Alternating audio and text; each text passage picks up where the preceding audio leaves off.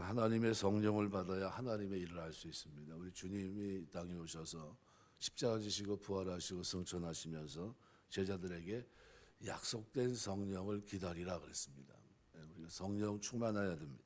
우리 6절 보면 사무엘은 사울에게 여호와의 신 곧 성령이 크게 내리면서 변하여 새 사람이 될 것이다. 우리 신앙생활은 변하여 새 사람이 돼야 됩니다. 변하여 새 사람이 돼야 하나님 앞에 쓰임 받습니다. 사울이 변화가 필요한 사람이다. 이걸 분명하게 특정합니다. 이것은 사울로서는 전혀 예기치 못한 일이었습니다. 인격적으로도 겸손하고 효심도 깊은 사람인데, 그런데 뭐 신장도 어때요? 전쟁하기에 능할 정도로, 다른 사람보다 어깨 위에 하나 더 할 정도로 머리가, 그죠? 웬만한 사람보다 더 크고, 인간적으로 부족함이 없고 변화도 필요 없어 보이는 사람처럼 보입니다. 어떤 면에서 보면 완벽한 사람이다 얘기할 수 있는데, 그런데 이스라엘 백성들 대다수는 사울이 왕으로 뽑혔을 때 그의 외모를 보고 환영하고 기뻐합니다. 그래서 10장 24절 같은 말씀을 보면 사무엘이 모든 백성에 이르되 너희는 여호와께서 택하신 자를 보느냐 모든 백성 중에 짝할 리가 없느니라 하니 모든 백성이 왕의 만세를 외쳐 부르니라 그랬습니다. 그러니까 외모적으로 볼 때는 어떻습니까? 완벽합니다. 근데 하나님 보실 때 사울은 그러나 부족한 사람입니다. 왜냐하면 그는 변화되지 않으면 이스라엘 왕이 될 수 없는 사람이었습니다. 그럼 변화돼야 되는데 겉사람이 아니라 속사람이 변화돼야 되겠죠. 그래서 여기서 말하는 변화는 악인에서 의인으로 변하는 회심의 변화를 얘기하는 게 아니라, 이 변화는 평범한 사람에서 이제는 범상치 않은 인물로의 변화입니다. 인격적으로나 외모적으로 훌륭한 사람에서 이제는 성령의 사람, 하나님의 사람으로 변화돼야 된다. 이것을 강력하게 말씀하고 있는 겁니다. 이것은 하나님의 일을 하는 사람에게서는 필수적인 변화입니다. 이 변화가 없으면 인간적으로 아무리 뛰어난 인물이라 할지라도 하나님의 일을 조금 더 감당할 수 없습니다. 그래서 미국에서 가장 큰 욕이 뭐냐 그러면 성령 없이 목회하라, 이게 욕입니다. 그만큼 힘들다는 거예요. 아무리 출중해도 아무리 똑똑하고 지혜롭고 관계가 좋아도 성령 없이는 불가능하다는 겁니다. 그것만큼 힘든 게 없다는 겁니다. 이건 사울도 마찬가지죠. 성령이 그에게 필요한 겁니다. 성령 하나님이 도와주셔야 된다는 거죠. 그래서 하나님의 일은 하나님의 능력으로 하는 것입니다. 신구약 위대한 인물들은 모두 하나님의 일을 하기 전에 성령이 충만했음을 알 수 있습니다. 다른 일은 몰라도 하나님의 일만큼은 성령을 받아야 돼요. 우리가 구원받은 백성으로 살기 위해서도 그렇습니다. 모세가 다시 살아온다 해도 자기 힘과 지혜로만 하려고 했다면 그는 여전히 40년 전과 다를 바 없습니다. 그죠? 실패했을 겁니다. 근데 하나님이 함께 하시면서 성령이 임재하시면서 오히려 승리할 수 있도록 그때마다 붙들어 주시고 그때마다 이적을 행할 수 있도록 도와주시고 승리하게 하십니다. 하나님께서는 자기의 힘과 지혜로 당신의 일을 하는 사람들에게 당신의 일을 맡기지 않습니다. 왜냐하면 하나님은 약한 자를 들어 강한 자를 부끄럽게 하시기 때문이에요. 그러니까 우리가 약한 자가 돼서 하나님의 능력이 나에게 온전히 나타나기를 원하십니다. 하나님의 영광을 받으셔야 되거든요. 그러니까 하나님의 일을 자기 힘과 지혜로 하겠다는 발상 자체가 스스로 하나님의 사람이 나는 아직 변화되지 않은 사람입니다, 이거를 나타내는 겁니다. 그럼 하나님의 사람은 어떻습니까? 하나님이 도와주지 않고 하나님 책임져주지 않으면 자기는 아무것도 할 수 없다고 고백합니다. 하지만 반대로 하나님이 내게 능력 주시면 감당할 수 있다는 거예요. 그러니까 하나님의 사람은 자기를 보지 않고 누굴 봅니까? 나를 부르신 분을 봅니다. 나에게 능력 주신 분, 나와 함께 하시는 분, 그분을 보시는 겁니다. 우리가 나를 부르시고 나를 선택하시고 나를 세우신 하나님을 붙들게 되시길 주의 이름으로 축원합니다. 나는 부족하지만 내게 능력 주시는 자 안에서 내가 다 할 수 있다는 겁니다. 하나님이 도와주시면 됩니다. 그러니까 하나님을 전적으로 의지할 수밖에 없고, 그런 사람이 하는 일은 실패할 리가 없습니다. 왜요? 하나님의 성령을 의지하기 때문에. 우리가 하나님의 사람이고 하나님의 일꾼으로 탈바꿈하기를 원한다면 교회에 출입하면서 제일 먼저 기도해야 될 것이 뭡니까? 하나님 주의 성령으로 나를 변화시켜 주옵소서. 주의 성령으로. 그러니까 예수님께서 구하는 자에게 성령을 주시겠다고 약속합니다. 누가복음 11장 13절 말씀에 보면 너희가 악할지라도 좋은 것을 자식에게 줄 줄 알거든 하물며 너희 하늘 아버지께서 구하는 자에게 성령을 주시지 않겠느냐 그랬어요. 구하는 거 가운데 어렸을 때 보면은 크리스마스 같은 때 보면은 옛날엔 종합 선물 세트라는 게 있어요. 지금도 있는지 모르겠어요. 받아본지를 못해가지고. 그런데 그 중에 하나를 주는 거와 세트를 주는 건 어때요? 세트를 받고 싶죠. 그 중에 하나를 쏙 빼가지고 야 이거 먹으라 그러면 만약에 세트가 있었다 그러면은 이게 무슨 일인가? 아니 저걸 줘야지 그래 통째로 줘야지 왜 요거 한 개만 주나 그럴 겁니다. 성령은 종합 선물 세트입니다. 우리가 생각할 때 이게 우리 신앙생활하면서 성령 받게 되시길 주의 이름으로 축원합니다. 그분이 임재하시고 내 안에 계시면서 내 생각과 내 삶을 붙들어내시고 내 영혼과 내 썩을 몸조차 죽을 몸조차도 어떻게 합니까? 하나님 앞에 죄짓지 않고 의의 병기로 하나님 앞에 드릴 수 있도록 역사합니다. 죄에 대해서 의에 대해서 심판에 대해서. 그럼 이게 일생을 사는 동안 내가 순례길을 갈고 천성을 향해 가는 동안 성령이 나와 함께 하시는데 그 성령은 어디까지 하십니까? 내가 죽음 넘어 하나님 앞에 설 때까지도 나의 보증이 되세요. 그럼 그 성령이 나에게 임해야 됩니까? 임하지 말아야 됩니까? 임해야 인도하는 거나 살아가는 동안이나 그죠? 이 광야길을 걷는 동안이나 어려움을 극복하는 거나 승리하면서 하나님께 영광 돌리는 거나 성령이 함께 할 때 능력이 있는 겁니다.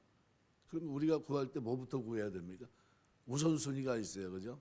여러 가지 구할 게 참 많겠지만 제일 먼저 구해야 될 것이 성령을 구하시고 하나님 성령으로 말미암아 내가 변화되게 하옵소서. 그죠? 사울이 그렇게 출중한데도 사무엘이 볼 때는 뭐예요? 넌 변화돼야 될 사람이라는 겁니다. 오늘 마찬가지예요. 세상적으로는 훌륭해도 교회에서 하나님의 사명을 감당할 때는 하나님의 성령이 나에게 충만하게 임해야 됩니다. 하나님 주의 성령으로 나를 변화시켜 주옵소서. 이 변화는 로마서 12장에도 그렇게 얘기하죠. 로마서 12장 말씀에 보면 몸과 마음을 하나님 앞에 드리는 이 변화에 대해서 얘기를 합니다. 내가 하나님의 모든 자비하심으로 너희를 권하노니 너희 몸을 하나님 기뻐하시는 거룩한 산제물로 드리라. 이는 너희가 드릴 영적 예배니라. 너희는 이 세대를 본받지 말고 오직 마음을 새롭게 함으로 변화를 받아 하나님의 선하시고 기뻐하시고 온전하신 뜻이 무엇인지 분별하도록 하라. 도키마조라는 거죠. 찾기를 달아본다라는 뜻인데, 근데 여기 마음을 새롭게 함으로 변화를 받아 하나님의 선하시고 변화를 받아야 완전히 질적인 변화를 말합니다. 이 변화를 받아야 영적 예배에 몸을 드리고요. 이 변화를 받아야 마음이 새롭게 되면서 어떻게 해요? 하나님의 뜻을 분별하며 산다는 겁니다. 그럼 이 역할은 누가 할까요? 성령께서 우리 가운데 임재하실 때 제대로 사는 겁니다. 제대로. 우리 신앙생활 하면서 성령 충만한 가운데 주님 섬기게 되시길 주의 이름으로 축원합니다. 그래서 사도 바울은 빌립보에 편지를 보내면서 그렇게 보냅니다. 하나님의 성령으로 봉사하며 그리스도 예수로 자랑하며 육체를 신뢰하지 아니하는 우리가 곧 할례당이다. 빌립보서 3장 3절입니다. 뭐로 봉사한다고요? 하나님의 성령으로 봉사하고 내 힘으로 하는 게 아니라 하나님이 주시는 지혜로 힘으로 능으로 이 일을 감당하는 거예요. 그럼 성령이 우리 가운데 임재하는 게 맞겠죠. 이게 가장 중요하겠죠. 우리가 살아가면서 하나님의 성령으로 인한 변화가 있게 되시길 주의 이름으로 축원합니다. 전에 부흥이 하면 성령이 오셨네, 성령이 오셨네. 뭐 이거 몇 번 부른지도 모릅니다. 어르신들 막 그때 막 할아버지 할머니 막 예배드릴 어렸을 때입니다. 가면은 뭐 별천지예요. 그냥 막 한쪽에서 막 울고 있고 막 난리가 납니다. 막 그 분위기를 아직도 잊지를 못해요. 성령 달라고 기도했던 그때 그 장면. 막 한쪽에 막 방언 기도하고 뭐 그냥 울고 막 그냥 난리가 나고 막 별 희한한 일들이 많이 일어났어요 그때. 그런 경험을 제가 이제 해봤는데 마찬가지예요. 우리 신앙하면서 성령이 임재하여 신앙생활 제대로 합니다. 두 번째는 하나님 주신 기회를 선용하는 지혜로운 성도 되시길 주의 이름으로 축원합니다. 오늘 7절 보면요. 사울에게 그가 왕이 될 것을 확신시키는 세 가지 징조를 말한 사무엘은 다시 사울을 향해서 이 징조가 내게 임하거든 너는 기회를 따라 행하라 그랬습니다. 말하자면 하나님이 주신 이 기회를 놓치지 말고 잡아 선용하라는 겁니다. 사울이 사무엘을 만나기 전까지는 그가 왕이 된다는 것은 꿈도 꾸지 못할 일이었습니다. 근데 사울은 이제 사무엘을 만났고 기름 부음을 받으면서 이스라엘 초대 왕이 될 꿈을 가지게 됐습니다. 더욱이 사울은 사무엘로부터 왕이 될 징조가 나타날 것이란 말을 들었습니다. 그러므로 사울은 이 징조를 보면 그것이 하나님이 주신 기회인 줄로 알고 그것을 잡아야 됩니다. 만일 그가 이 기회를 붙잡지 않는다면 그는 왕이 될 꿈을 이룰 수 없습니다. 그런데 하나님은 사울에게뿐 아니라 모든 성도들에게도 각기 다양한 기회를 주십니다. 사울에게 징조를 주어 그 기회를 깨닫게 하셨듯이 다양한 방법으로 하나님이 주신 기회를 깨닫게 하십니다. 성도들은 이 기회를 잡아야 됩니다. 하나님이 주신 기회를 알고 선용하는 지혜로운 성도 되시길 주의 이름으로 축원합니다. 하나님이 기회를 주시고 깨닫게 하시는데도 확신하지 못하고 망설인다면 성공적인 인생을 살 수 없습니다. 하나님이 기회 주실 때 그 기회를 이룰 수 있는 능력도 하나님은 함께 주십니다. 그러니까 하나님이 주신 이 기회가 적극적으로 부응하기만 한다면 그러면 놀라운 일을 이루게 됩니다. 그런데 기회가 주어졌음에도 불구하고 자신의 능력을 보며 망설인다면 그건 아무것도 이루지 못할 뿐만 아니라 결과적으로 실패하는 인생을 살 수밖에 없습니다. 비단 성도에게만 해당되는 일이 아닙니다. 하나님 모든 사람에게 기회를 주십니다. 그러한 기회는 구원의 기로부터 각 사람의 삶의 분야에서 다양하게 이루어집니다. 저는 지금 신학 할 때 그때 앞에서 교수 한 분 목사님이 그 얘기하더라고요. 그때 내가 기회를 하나님 은혜 속에서 크게 질 수 있고 땅을 사서 할 수 있는 기회가 있었는데 그때 그게 후회가 된다고. 얼마든지 할 수 있었는데 그걸 안 하고 했는데 나중에는 땅을 살 수가 없다고. 그러면서 이제 얘기를 하더라고요. 그러면서 쭉 설명을 하면서 나중에 혹시 하나님 기회 주실 때 기회 놓치지 말라고 이렇게 얘기하더라고요. 자기는 하나님 주신 기회를 놓쳤다고 표현하더라고요. 그때 믿음으로 했으면 되는데 못했다고. 그러면서 후회가 된다고. 그러면서 후배들한테 그 얘기를 하는 거예요. 후배들에게. 그래서 그런가 보다 하겠죠. 그때는. 근데 그런 얘기를 하시는 목사님들이 많이 있어요. 그게 하나님 주신 기회였는데 내가 놓쳤다고 이럽니다. 우리 신앙생활하면서도 마찬가지예요. 하나님 우리 인생에 축복하시는 기회들이 많습니다. 기회를 놓치지 않게 되시길 주의 이름으로 축원합니다. 하나님 도와주셔야 돼요. 그래서 리턴이라는 사람은 기회는 모든 사람에게 찾아오지만 그것을 활용하는 자는 소수다. 그럼 어떻게 기도해야 됩니까? 하나님 기회가 올 때 놓치지 않도록 도와주옵소서. 기회가 올 때 깨닫게 하시고 정신 차려 잡을 수 있게 하옵소서. 카네기는 좋은 기회를 만나지 못한 사람은 하나도 없다. 다만 그것을 포착하지 못했을 뿐이다. 이게 하나님 주신 기회인지를 몰랐다는 거예요. 이것을 실패할 수 있다는 겁니다. 어떤 좋은 기회가 왔을 때 기도하셔야 돼요. 이것이 하나님이 나에게 준 기회라면 하나님 이 기회를 잡을 수 있도록 도와주옵소서. 기도하셔야 돼요. 우리는 다른 기회는 다 놓쳐도 구원의 기회를 잡은 사람들입니다. 하나님이 지금 은혜 받을 만한 때고 구원의 날인데 이때 예수님 영접하고 복음을 받아들이고 하나님의 자녀가 됐습니다. 세상적으로 아무리 위대한 일을 하고 성공한 것처럼 보인다 할지라도 구원에 이르지 못하면 사실은 실패한 겁니다. 왜요? 이 땅에서의 삶은 짧기 때문이에요. 잠깐입니다. 그러나 하나님과 약속된 이 길은 영원합니다. 그래서 우리 구원에 이르렀기 때문에 그야말로 대단한 성공을 거둔 사람입니다. 우리는 이것으로 만족해서는 안 됩니다. 하나님 우리에게 뜻이 있어서 삶의 순간순간마다 수많은 기회를 주실 겁니다. 우리는 하나님께 주시는 이 기회를 포착해서 선용하셔야 돼요. 하나님 주시는 기회를 선용할 수 아는 지혜가 있게 되시길 주의 이름으로 축원합니다. 고린도서 6장 2절 보면 가라사대 내가 내게 베풀 때 너를 듣고 구원의 날에 너를 도왔다 하셨으니 보라 지금은 은혜 받을 만한 때요 보라 지금은 구원의 날이다 그랬습니다. 지금 우리 동기들은 스리랑카에 이제 해마다 교회를 몇 개씩 지어서 여러 교회가 같이 들어가요. 한 교회씩 교회별로 하나씩만 줘도 몇 개 되잖아요. 그래서 같이 가서 이제 한 주간 이렇게 같이 예배를 드려줘요. 그런데 스리랑카에서 저한테 전화가 온 겁니다. 목사님 교회도 하나 하셔야 됩니다. 내년서부터는 목사님 같이 갑시다 그러는 거예요. 그래서 교회 짓는데 거기는 얼마나 들어가? 내가 물어봤어요.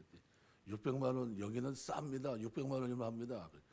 다른 데는 요즘 2천만 원 넘어가야 이제 교회 짓는데. 그래서 내가 그랬습니다. 내년에 그럼 같이 가자고 그랬어요. 600만 원 내서 우리가 교회를 또 스리랑카에, 아니 스리랑카는 한 번도 져본 적이 없잖아요. 거기다 교회를 하나 같이 져서 같이 예배드리고 같이 다니는 겁니다. 같이. 우리가 지어진 그 교회 그 1년 동안 그 열심히 지어서 이래 할 수 있는 이걸 하는 거죠. 이게 기회예요. 기회가 어느 날 순간 또 날라오면서 전화가 딱 온 겁니다. 목사님, 우리 여기 지금 스리랑카에 다 와 있다고. 교회 짓는데 너무 이것이 기쁨이 있다고 그러면서 내년에는 같이 합시다 이러는데 알았습니다 그랬어요. 네, 알았습니다. 우리 신앙생활하면서 여러분 기회 놓치지 않게 되시길 주의 이름으로 축원합니다. 이 후회가 될 만한 일들이 많이 있는데 그런데 후회하지 말고 기회가 올 때 잡아야 돼요. 마음대로 안 됩니다. 오늘 마지막 오늘 8절 보면 이 모든 것이 그냥 쉽게 다 끝난 것 같은데 징조까지 봤으면 끝난 거 아닙니까? 그런데 8절 보니까 그렇지 않아요. 8절 보니까 사무엘에게 그가 왕이 될 것을 보여주는 징조를 말한 후에 그것이 실현될 때 길갈로 가서 자신이 그곳으로 가 사울이 행한 일을 가르칠 때까지 7일을 기다리라 그랬습니다. 또 기다립니다. 사울 왕이 되기까지는 아직도 과정이 있다는 겁니다. 이스라엘 왕이 되기에 완전한 준비를 갖추지 못한 거죠. 사울은 이미 사무엘로부터 기름 부음 받았고 예언한 징조에 성취되면서 그가 왕이 되는 것은 틀림없는 사실입니다.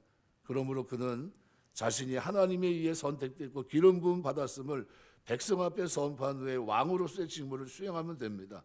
하지만 그래도 하나님께서는 사무엘을 통해 그에게 일주일을 기다리라고 하셨습니다. 뭘 말하는 겁니까? 기다림이 필요하다는 거예요. 사람이 아무리 실력이 있고 모든 것을 갖추고 있다 할지라도 하나님이 쓰시고 하나님이 일하는 시기가 있다는 겁니다. 우리 사울이 바울이 돼서 고향에 내려가서 낙심해서 하나님 부름을 받고 부활하신 주님을 만났던 그가 그죠?